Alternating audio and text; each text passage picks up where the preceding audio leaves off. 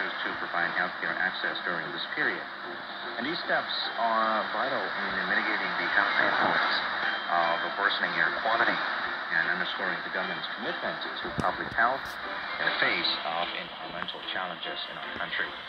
And from advancing international trade agreements and implementing vital public health regulations to preparing for environmental health crisis, today's episode has covered crucial aspects of Thailand's ongoing journey towards economic growth, regulatory refinements, and public health preparedness.